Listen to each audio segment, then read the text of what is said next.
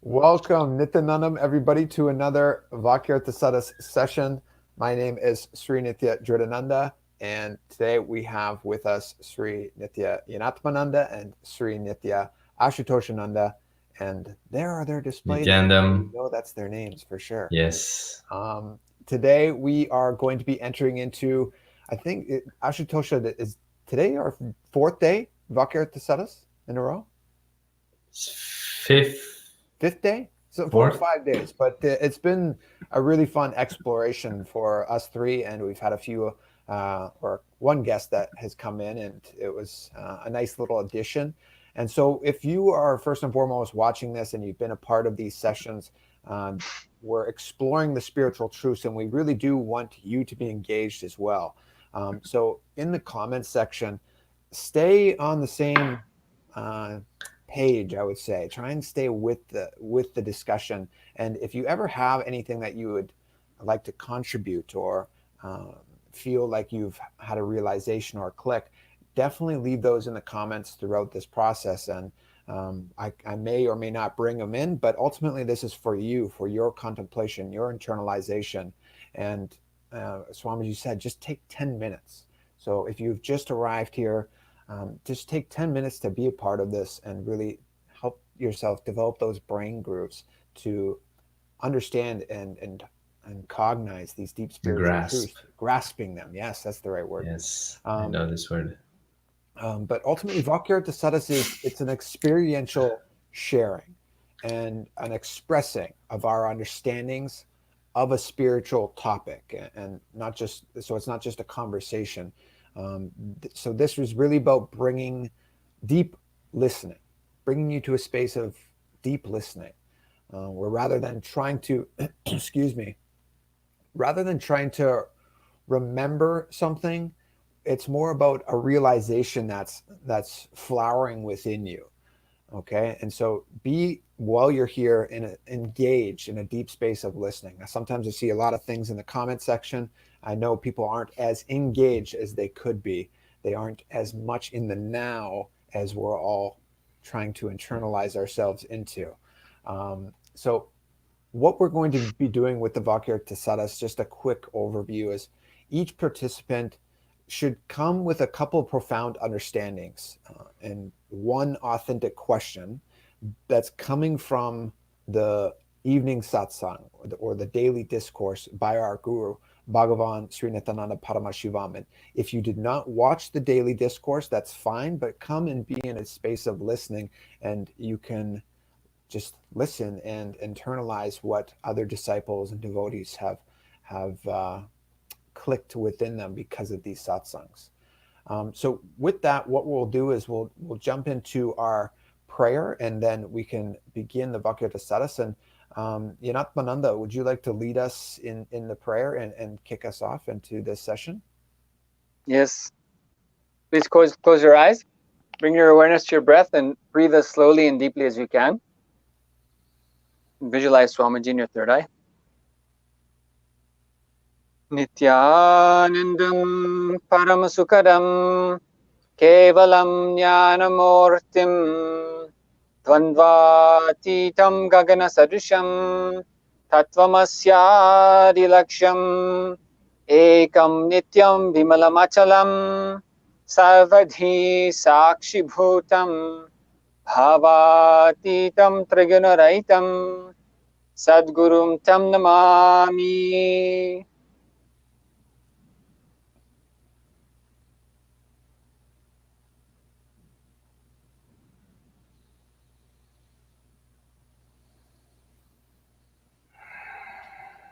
Beautiful. Thank you. So the first question that we spoke about off camera, it was, what is Kaala? So everything that we're talking about, the now, is Kaala now? And this is something where we need to contemplate and cognize and see for ourselves if we understand what Kaala is. Maybe I can start with my understanding of what Kaala is. And sorry, Jada, before we go, so let's get our topic our clear topic sentence of where we want to kind of start, bring ourselves back to. Let's give that. So shall we go with these three ways? Is manifesting Kaala? Yeah. We have that. Yeah. Okay. So then the topic for today's Vakyartha Sadhas is to realize the power of Kaala, engage in the Kaya Kalpa Yoga, the Pariyatra 2020, or making your bedroom as Kailasa. So this will start with the topic of today's Vakyartha Sadhas, is to realize the power of Kaala. Engage in the Kaya Kalpa Yoga, 1, Pariyatra 2020, 2, and making your bedroom as Kailasa, 3.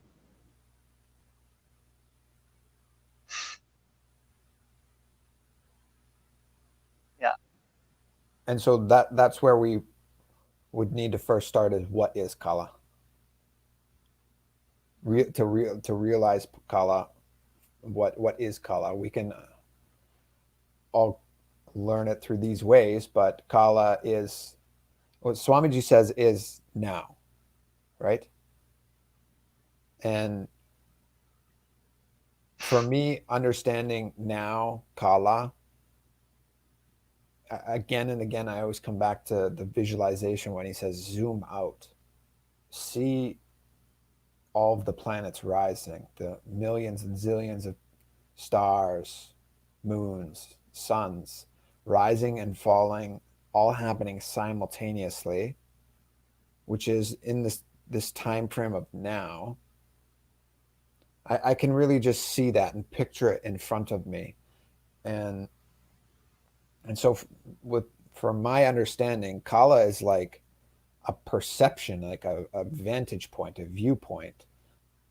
But it's like you can see everything happening all at once from any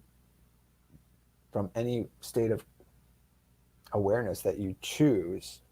That for me is Kaala.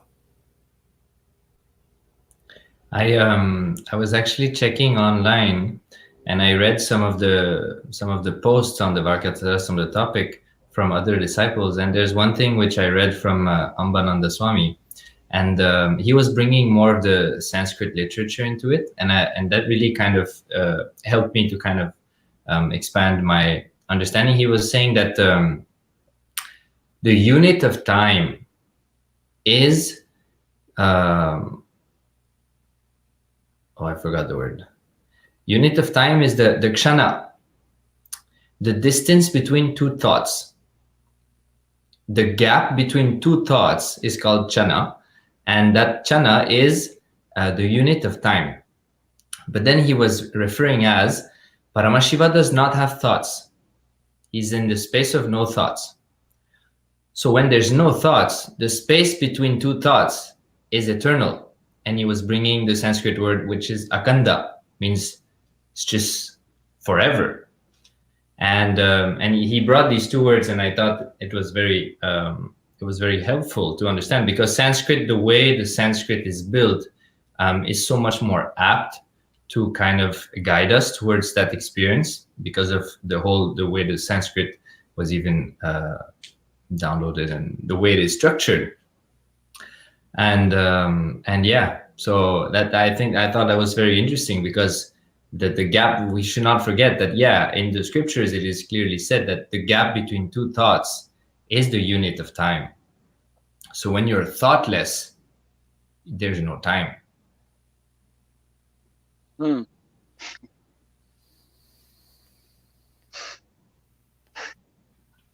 Yeah. It left me like that also. And then he was saying aganda, and I remember one time, one second, Sanji was saying aganda, and his hands were wide, and you just felt like this powerful, experience, like it's huge and it's eternal and it's so powerful. So Kaala, so after reading that post, it kind of synced in that yes, that Kaala is powerful.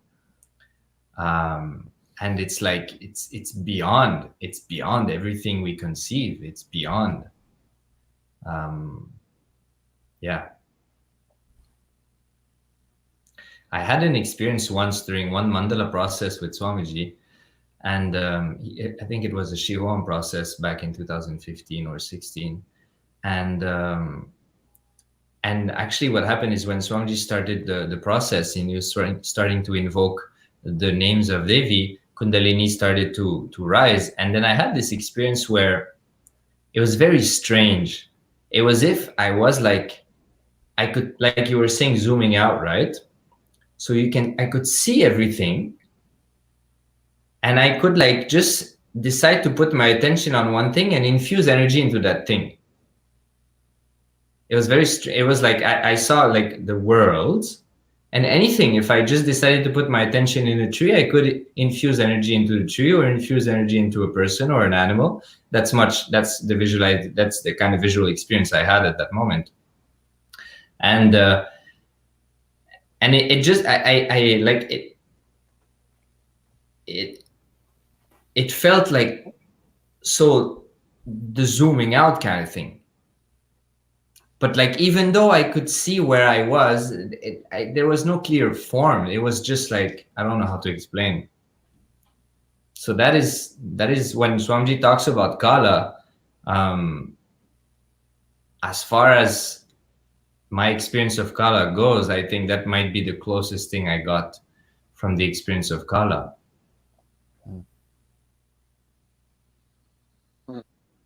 Yeah, good.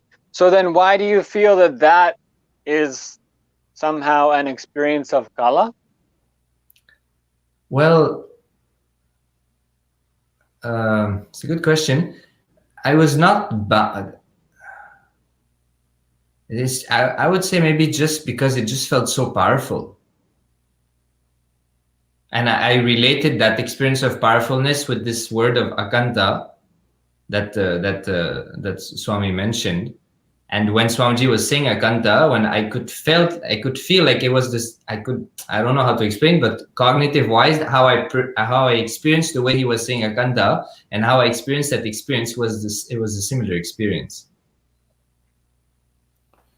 Yeah, you saying that kind of gave me that click too. I mean, chana, the way I described it was like a certain perception, an awareness, but chana, like that gap between thoughts. And are you saying a ganda or a kanda with a K? I would have to give me a moment. I'll double check. More with a K, like KH. Okay, so my question would be, what's the difference between that space and then nitya? Because nitya is also meaning eternal. So is that akanda? Is that directly associated to basically the once there's chana, once the gap between thoughts is just eternal, does that then mean that you're in the space of akanda?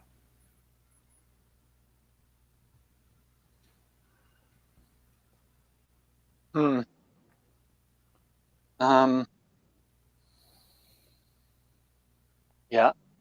Ashutosa, if you don't have anything to say about that, I would ask on a similar line, then that same kind of experience. So does that mean that, like, do you experience that thing as whatever is Kaala, like, as do you feel that experience is something beyond time, and why do you feel that is the case? Well, in that experience, like Swamiji, when he was giving the visualization, right, like the zooming out and you see, in that same experience I had, it felt like that.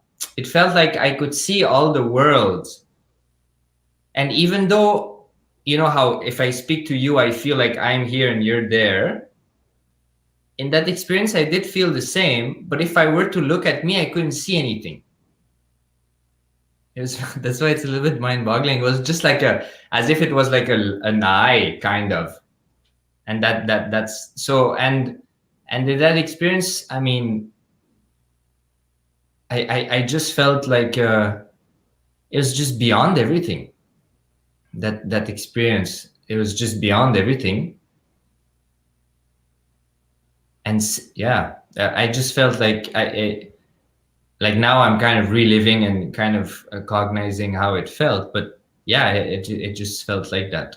So I feel maybe that's the closest thing I would have gone to, what Swamiji was, or at least what I'm cognizing of what Swamiji was sharing when he was giving that visualization.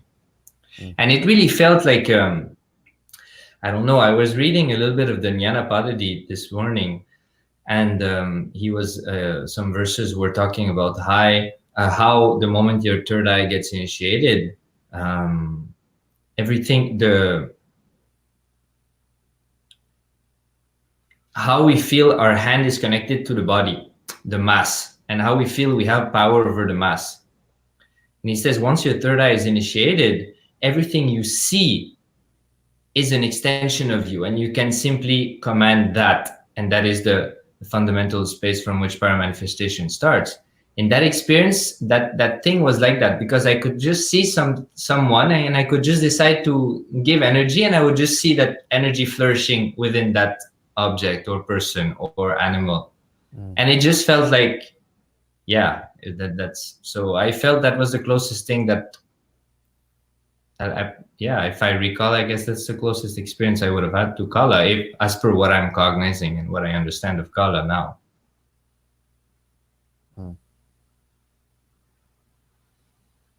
Okay, that in you, Sutosha, you're saying that is you're mentioning something about when the third eye is open. What was that? Yeah, in the Jnana Padadi, so the verses at the introduction, they were saying that once the third eye is open, everything you see becomes an extension of you. Before that, how you feel that hand, that body, that mass is an extension of me, and I just decide, I tell my hand to move, and hand moves.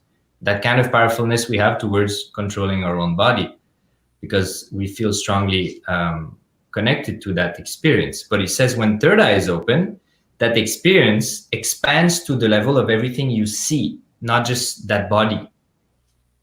So I see the coconut, and I can move. I don't have to touch it. And when I read it, that experience, I recalled that experience, and I was like, yeah, that's what it was. I would see a tree in that experience, and I would just decide, like, it was very like innocent and simple, right? You're just like a child who just wants to, he just decides to purely engage with it. And I would just had the thought of like the intention of just giving energy, and then I could just see the energy flourishing in the tree. So that's how I connected these experiences. And I guess that's the space from which that is I guess some glimpse or a fraction. I don't know if it's the full experience or not, but it's some part of the experience of Kaala. That's what I feel.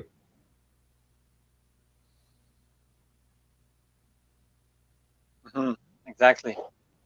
Okay, great. So then just to revisit it, then what is Kaala?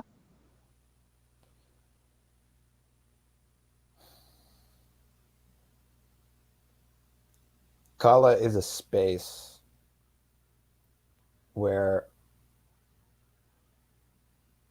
it's a space of possibility, where you can choose for either a thought to arise. And if you choose for a thought to arise, then you choose for matter to arise. So you can choose for galaxies and stars to rise.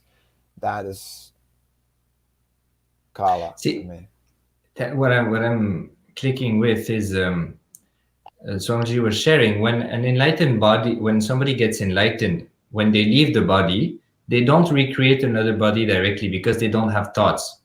The thoughts we generate at the speed of 3 chanas, you decide what is the next body you will take. But an enlightened being will not, because he will not generate thoughts unconsciously. So if he decides not to generate any thoughts, he will just rest in samadhi. And then when he wants to take the body again, he will generate a thought, and then he will assume a body. But he's resting in that samadhi, as my understanding is in the space of Kaala. Yeah. that pure space. And the moment he consciously creates a thought, he decides to enter into that realm of time.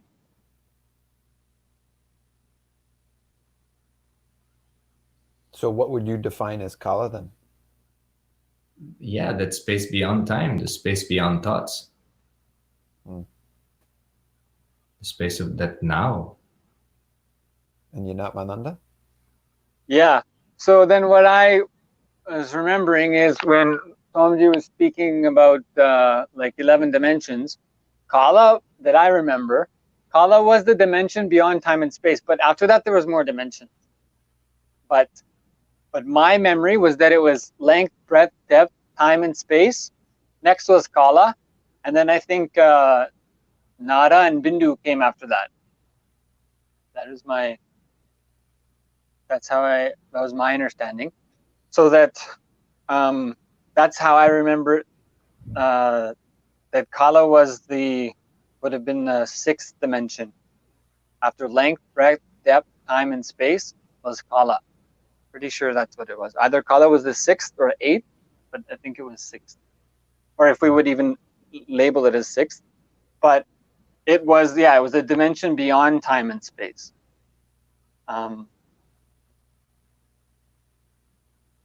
Because now Swamiji is sharing that time is an inadequate translation for the word Kaala. Yeah. So when he says time, does he mean Kaala or he means time? Well, I think when you brought in the term chana, that more accurately described, that gave me a deeper understanding, because I was talking about perception and whatnot, and me too. Everything in time in front of me. But when you bring in the word chana, which is the gap between one thought and another, and when it's eternal, you're in that akanda. For me, that gives just a whole new like perception of it. That whether there may be other dimensions, as Yanatmananda is saying, not may, but if they are, there are. But Kaala could still be that eternal space where there is no thought. And from that space, you are all powerful in that you can choose to manifest a thought. And we all know that everything first starts with thought. And therefore, you could choose to manifest an entire universe, an entire, happening in a three-dimensional world. Like that Kaala space, that is where the divine is. That's where all pervading consciousness resides. I also, to answer what is Kaala, that again I would bring part of my cognition of Kaala is that simultaneously, right? Big Bang is being created, sustained, and rejuvenated simultaneously in the space of it. I don't know if space is the right term, but in Kaala. Because in time, that idea of simultaneously, it doesn't seem to fit. Simultaneously can happen beyond time. Once you enter into the delusion of time, that simultaneously no longer seems real, even though it is behind the scenes, it is operating like that. But once you enter into that, I don't know, it's like you enter into the stage, right, where you do the performance on the stage. You forgot, it's like behind the stage it's running with simultaneously, with beyond time it's happening simultaneously. But when you're stuck on the stage, you get kind of deluded, and simultaneously no longer seems real. Yeah.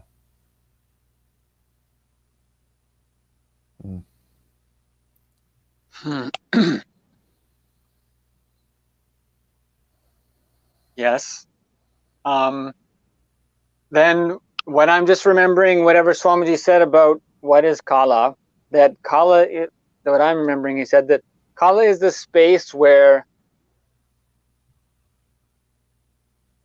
zillions of universes get manifest and sustained for zillions of years and destroyed and pulled out of delusion and liberated. and it all happens simultaneously. I have a question. When you the part where I'm where I kind of have a question is about it happens for zillions of years and yugas. And dissolves simultaneously. Yeah. Yeah, I think, yeah, that's important. Because for years to be cognized, you have to be in time, right? But Kaala is beyond time. Mm-hmm. So how can years be cognized beyond time?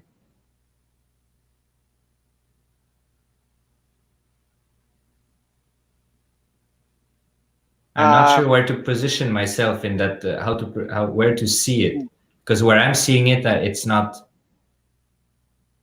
making sense.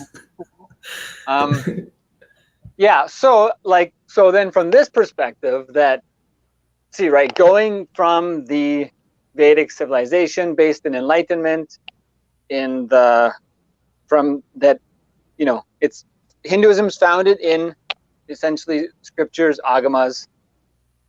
That's the foundation. That's taken as the, you know, revelation of, you know, Paramashiva, of the truth of consciousness. That's the accepted part. So that can be debated and reinterpreted, but not accepting it, that's not Hinduism. That's my understanding. Can you repeat the beginning? What cannot be accepted? Like as per Hinduism?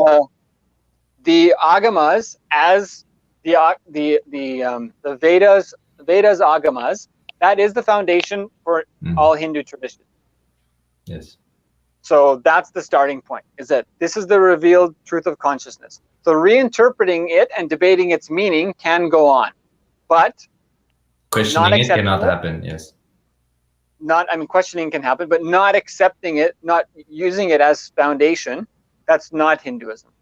That's my understanding. Yes. So it's like, you can debate any way you want, you can reinterpret any way you want, but we take it as the foundational kind of starting point.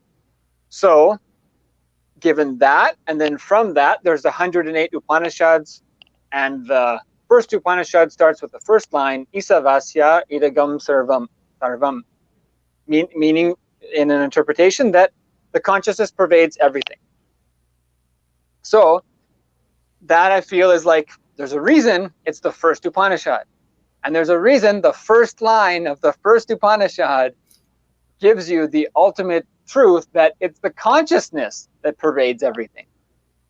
Because in life, we're always trying to look what really exists, what's really meaningful, what is there, what is the purpose, what is the meaning, what is the source. So from that understanding, the consciousness exists and experiences itself as oneness. So this is an important thing. The consciousness itself, because we have a consciousness. My body came from, for example, my mother's body. My mind comes from a conglomeration of ridiculousness and experience, right? Same thing with my memories, feelings, emotions. It comes from a big mess of all the experiences and other factors. So where does my consciousness come from? Like the intelligence that is me, that is also you, when each one of us looks inside and sees that vast bit, when the body comes out of the mother's body, that baby has its own point of consciousness, just like we have, and animals have it. And when your body falls down dead, that thing leaves the body. So where is it going and where is it coming from? There's a source. There's an intelligent source. It's like a piece of wood cannot create a rocket ship. An intelligent source has to be, can expand itself as another intelligent consciousness. So when I look into the source of my consciousness has to also be to that higher dimension, that higher quality. My consciousness never gets diluted or degraded. Whether it's 10 years, 20 years, 30 years, 40 years, my body changes, my mind changes, my thoughts change, and my feelings change. But my consciousness that experiences those things never gets degraded or diluted no matter how much trauma I may have gone through. So from as far back as I can remember, my consciousness had the same quality. And when my body falls down dead, there's no evidence that says that the quality of my consciousness should be affected in any way by the state of my body. So that ability to experience itself, or to experience things, there shows no evidence that the state of my body has any impact on that. If I can look into my source and see that expansive consciousness, and every other conscious being can look into their source and see that same thing. There's a source that's being sourced from somewhere that's not dependent on my body. So I don't want to go too far off things, but the idea is that if the Upanishad is saying it's the consciousness that pervades everything, then the consciousness has to exist before any of the physical world. So it's the consciousness that expands. So the consciousness is in that space of oneness. So the understanding from here is that the consciousness does not perceive, any duality or gap.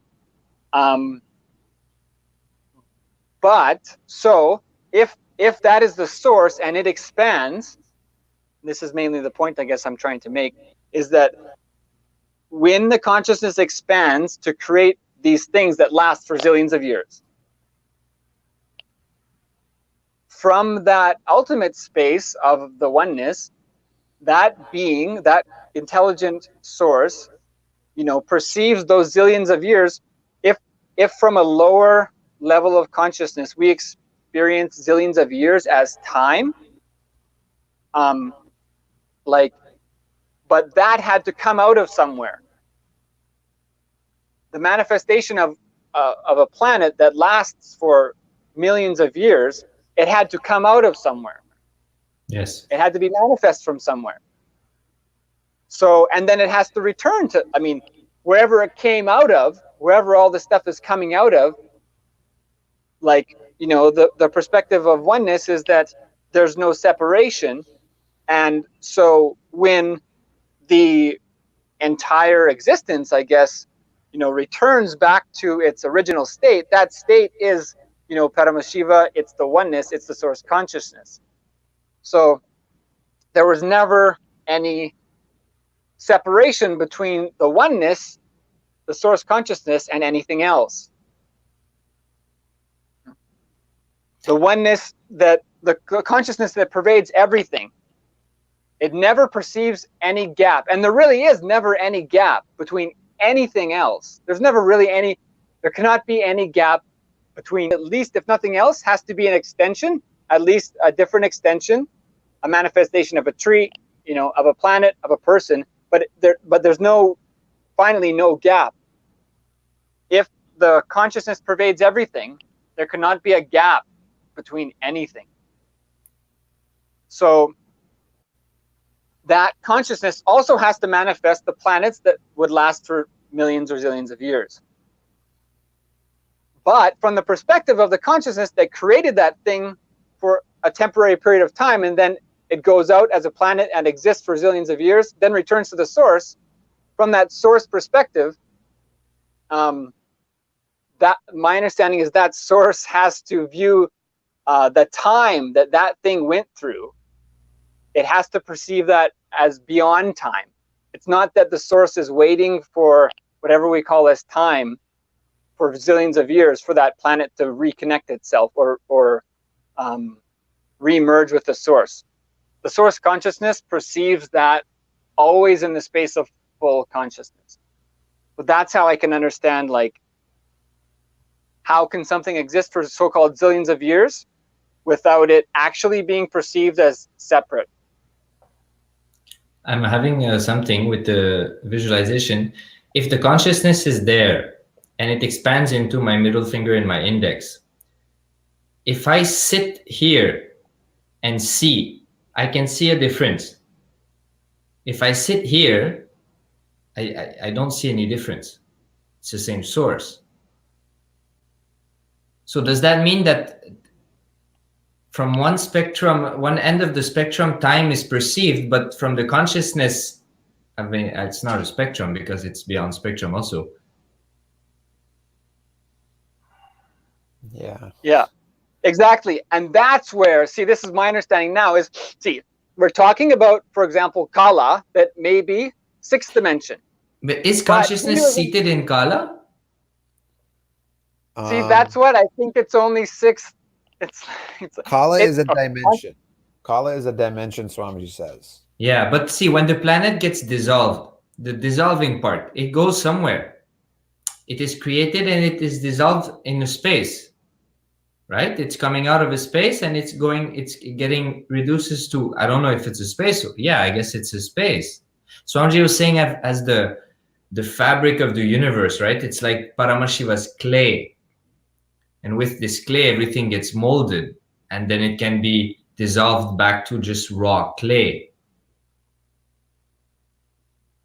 But where does that clay, where does it sit? Yeah. You lost me on that one. Yeah, it's well, it's expanding. Yeah, my understanding from that was that Swamiji said Kaala Bhairava is the fabric of time and space. And, you know, my understanding is that Kaala and Kaala Bhairava, for our purposes, at least as of I'm understanding now, there's quite a bit of similarity there. And so that was my understanding of that Kaala Bhairava is the fabric of time and space. So it's kind of like the space where what we call as time and space takes place. And, you know, with that same thing, what we have to remember is we're talking about, you know, multidimensional, right? So it's like we're talking about Sankhya, multidimensional logic, which has to be beyond. See, if our cognition is three-dimensional, then in a certain sense you can't really even talk about fourth dimension, or fifth, or let alone sixth, or go on, right? So that's where the limitation, you know, at least in some other sense, comes into play. It has to be more experiential. Yeah, so that was my understanding, that Kaala Bhairava is the fabric of time and space. And so beyond time and space, it's like the, you know, I just think of it in terms of length, that length only has one dimension. But, you know, so if we want to add like breadth, then seeing things from the second dimension adds many, it multiplies the manifestation of the first dimension. Like, I just think, like, for example, you know, if this is a square is two-dimensional, but if we put it into 3 dimensions, that means you have many manifestations of the square that's being multiplied to create a cube, right? So I think it's that kind of a thing. If you're seated in that dimension, you know, in the higher dimension, then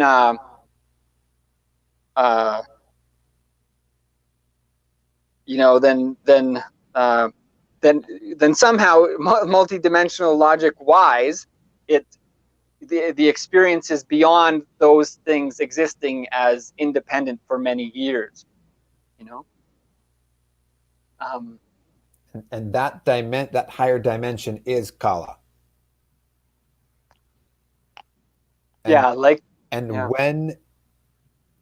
When your consciousness meets Kaala in this moment, that now,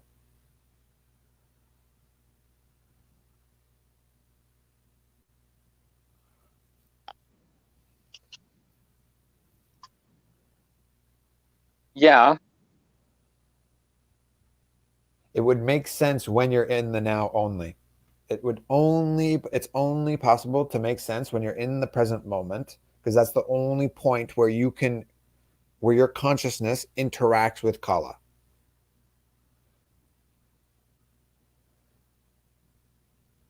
Yeah, and even then, what Swamiji had said was that I understand is when your consciousness meets Kaala, presumably that's in the now, you can rewrite your past.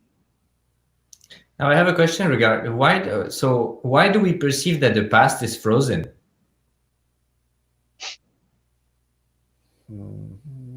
Because it's already happened in our. But what makes us believe it happened? Like what is it which is sitting in us which makes us truly believe it happened? Yeah. There's something. Because yesterday I had the click that the future and the past, it's just a projection of both sides, right? So if you can rewrite the future, then you can rewrite the past. Somehow this kind of understanding started to happen. But then I was looking in and I was like, but why do, from a gut feeling, I feel the past is frozen and future is malleable? Which is not true. I really feel it's not true. But experience-wise, this part of me was like, but I know, in this kind of feeling, like it happened. There's some kind of frozen thing. I mean, Swamiji talks, when he talks about completion, incompletion, that a hangover, right? It's a hangover of the past. That hangover sits in me now. So that's how far I went. That hangover is still sitting in me now, and that hangover makes me believe that the past is real. But if that hangover is completed and dropped, then there's nothing that can convince me that it was real. So my understanding of rewriting and dropping the past is when you remove the hangover, a memory, that memory which convinces you that it is real, if that gets dissolved in me now, then it's the way it's linked to the past is broken. So I can no longer project myself in the past because I no longer have something to refer to, because that memory is the only point of reference I have of the past. If that memory melts and gets completed now, then I no longer have anything to compare to. So I can no longer cognize past. Well, I'm having this click a little bit now. You know, Mananda, I have a doubt with this. Am I allowed to raise this up? And just because your memory is just your perception of the past, but other people are, let's say it was an event, for instance. If you go back and you complete your doubt, or you drop this memory, and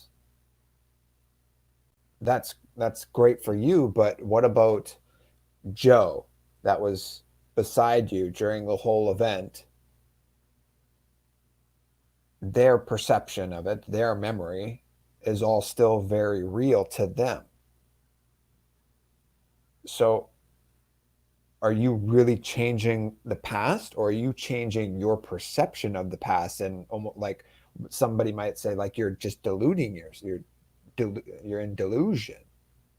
Because Joe no, this did happen. What I feel is that there's no way I can be 100% sure that you and I experience the same thing, even if we experience the same thing. If you're looking at for instance, if you're looking at the color purple, right?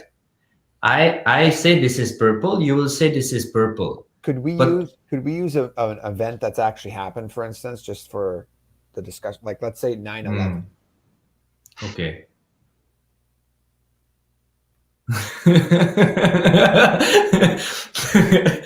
All right, do that. All right, 9/11.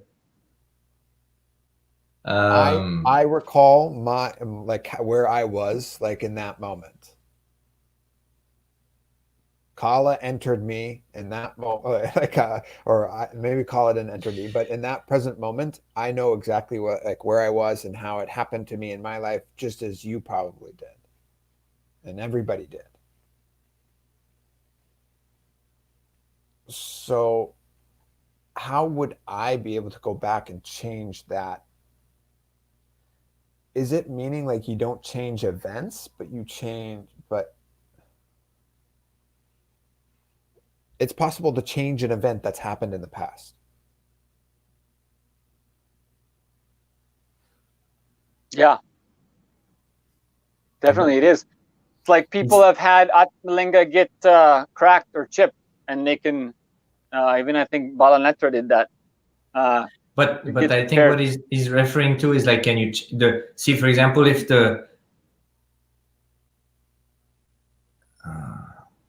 changing an event of the past, if I'm following you, Nithyananda, you're referring to, I drop my Atmalinga, or I drop this stone, it falls on the floor, it cracks, and then I rewrite the past, the stone falls on the floor and there's no crack.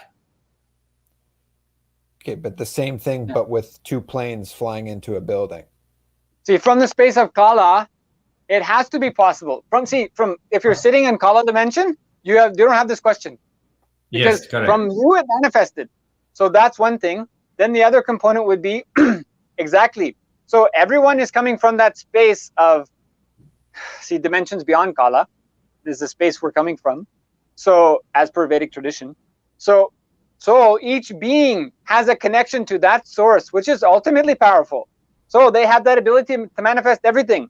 So many millions of people living near ground zero are manifesting that it happened.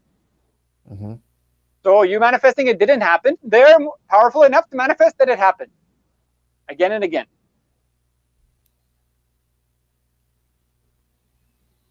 You see what I'm saying is, because the question will come, hey, if I change my past, 9/11 didn't happen.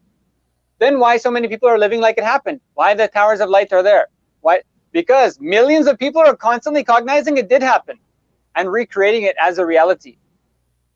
That is my understanding. But then I'm bringing further. Then you cognizing people outside of you. How does that happen? Could you repeat that for me? You see,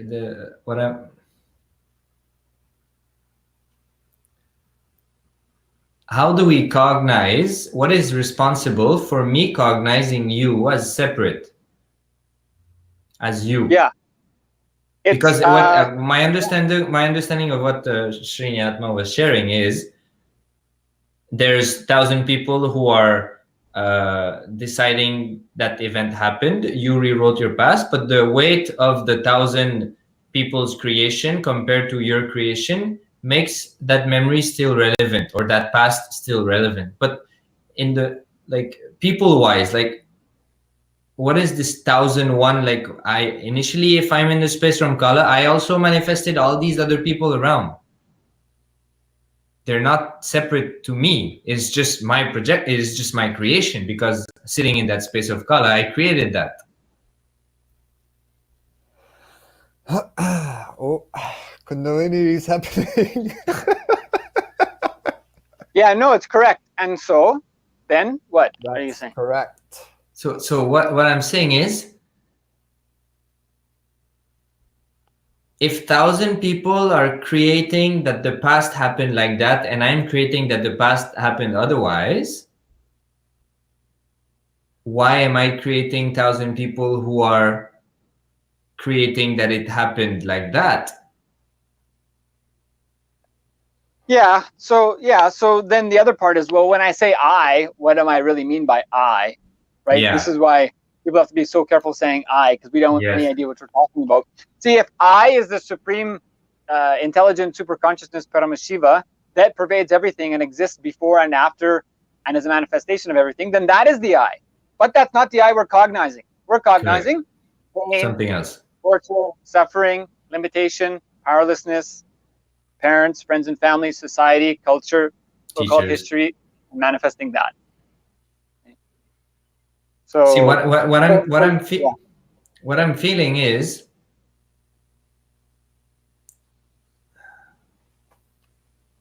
because I'm trying to tie this space of Kaala with the space of manifestation, with the space of paramanifestation.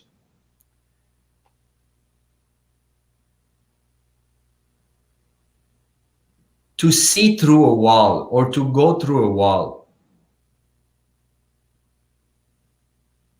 then I have to, there's different forms of cognitions that I have to melt in order for that possibility to happen.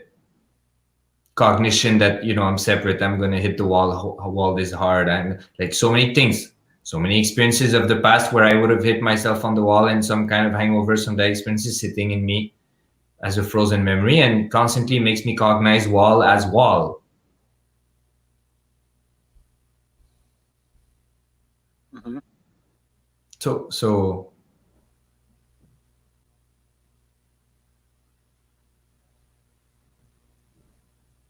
Yeah. So see, even with that though, right? Your body also has to be convinced. yeah. Not just you, right? Your physical cells have to be in that dimension also. Yes. So that is in that level, it's a little bit different. Oh. But like you had mentioned earlier, it's incompletion. It's only incompletion. Why we even take birth? Incompletion. You know? So that's why, you know, we're cognizing ourselves as limited, right? It's like, it's incompletion. That's why we're even taking birth, actually. That's why we're even creating this body, right? Like the enlightened being enters the body knowing why and seeing the truth. But we enter with all the baggage and, you know, recreating the baggage, right? Yes. But I don't know if that's exactly where you were going. In fact, no, I kind of reached the limit of my, like, I'm yeah, I just brought the limit of my observation or seeking, because I had this few like some visualizations or some dreams, and I could see like how I could clearly go through matter. It felt so real. How hitting my fist on the wall feels so real. At these moments, that possibility of going through matter, it felt so real. But why am I manifesting? So yeah, my understanding is the hangovers which I'm cherishing now, which are still frozen now in me, in this body, they're making the experience of hitting the wall and not going through it constantly repeat itself. It's just a memory which keeps looping itself onto itself.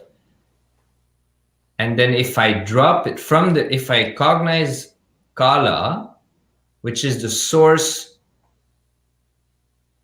of that memory also, if I go back to that, and if I recreate from there and I dissolve that, if I complete that memory, that hangover, then the possibility of not experiencing the wall as solid matter happens. I know, I remember Swamiji was giving an example of children, how initially when they're very young, even if they hit themselves on something solid that we consider solid, they don't experience it as solid. But at some point, because of various things, they start to generate that incompletion, and they start to experience it as more and more solid, to the point of starting to generate pain and create pain patterns. Yeah, exactly. 6-minute warning here. Yeah, exactly. We're on 6 minutes, so let's each share. So this is great. So it's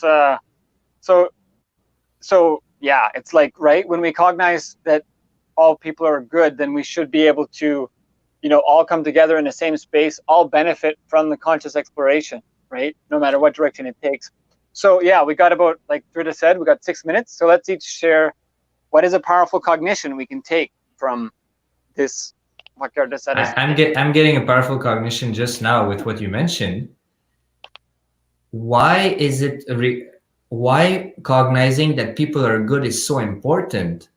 Because in the examples I was sharing with me, manifesting people which are not cherishing the same intention, I perceive a certain conflict. But if I'm convinced that everybody is good, that conflict, self-generated conflict, dissolves.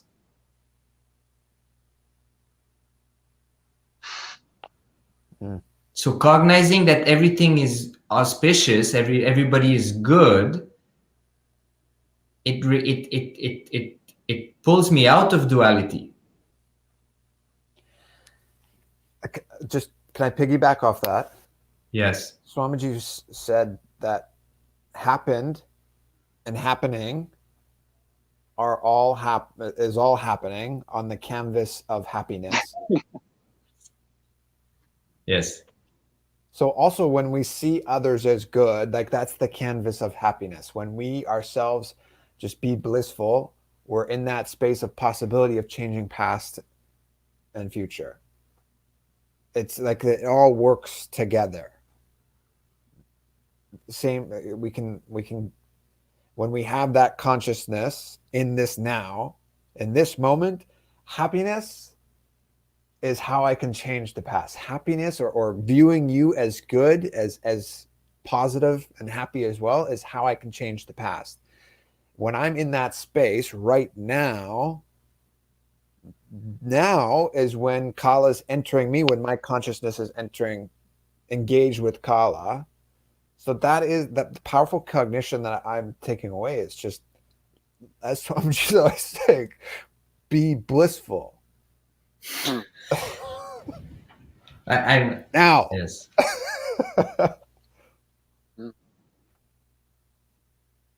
I mean, when Swamiji got out of Samadhi and realized his avataric mission, the first words which materialized in his body was Anandamaya Ringal, which is be blissful. So that is the essence of his avataric mission. And he's See, what I'm getting is when I'm deciding to cognize that 9/11 did not. Yes, I'm a few seconds. When I'm cognizing that people are cognizing that 9/11 happened, and I'm deciding to cognize that 9/11 did not happen, I feel like there is a conflict between my intention and their intention, and that conflict screws me. But if I cognize that they're good, then me perceiving conflict will no longer make sense. So I will fall in that space of oneness, which will send me to that space of Kaala.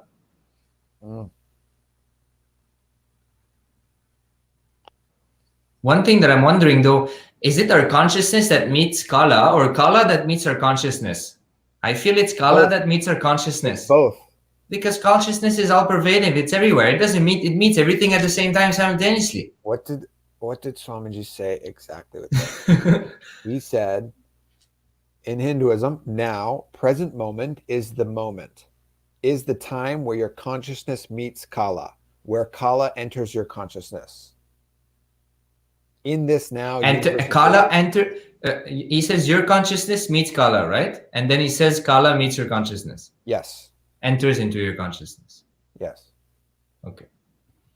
So that's... I personally feel that Kaala entering your consciousness is more powerful cognition than your consciousness meeting Kaala. Whatever you feel is more empowering.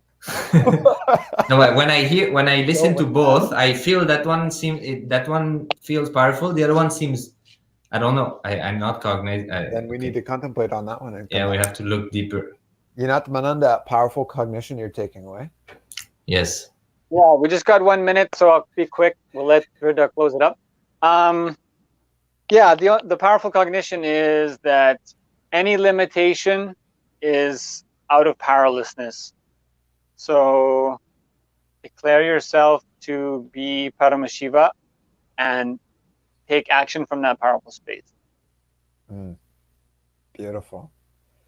So we got about 1 minute here. So everybody that was a part of this, thank you so much for joining. It's really, I got to be honest, for everybody that is following along, it's tough for me to pull up a comment mid Vakyartha Sadhas. Midstream. Yeah, midstream. Even to like be engaged in this and then to also like try and like read everybody else. We'd have to do like another hour to pull up questions. Yeah. You know? Like, you know. But I'm not ignoring you on purpose. I apologize if you feel that way in any way at all. Your engagement is very much for you, though. It's not for us. Just like this is all about you internalizing. And so, if you do get into a side conversation, then that's great. Swamiji said, "You get involved, you'll get enlightened." Yes, do this every day, and you'll get enlightened. 10 minutes. Just come and spend at least 10 minutes with us. But that being said, thank you so much to everybody that joined us. Srinitya Ashutoshananda, Srinitya Yanatmananda, thank you very much as always. Yanatmananda, would you like to close this session as well, since you opened it, and we will Sure. tell everybody good night. Okay. Great. Everyone close your eyes, breathe deeply and slowly as you can.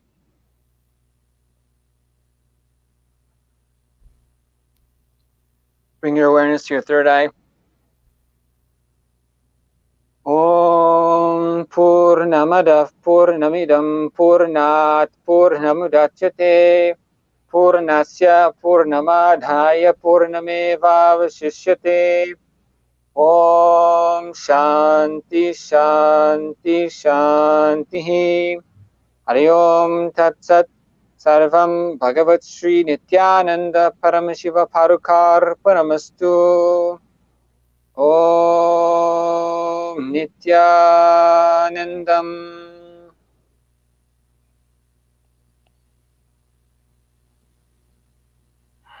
Beautiful. Nityanandam, everybody, thank you for tuning in. Yes, Nidhyandam. Nithyanandam.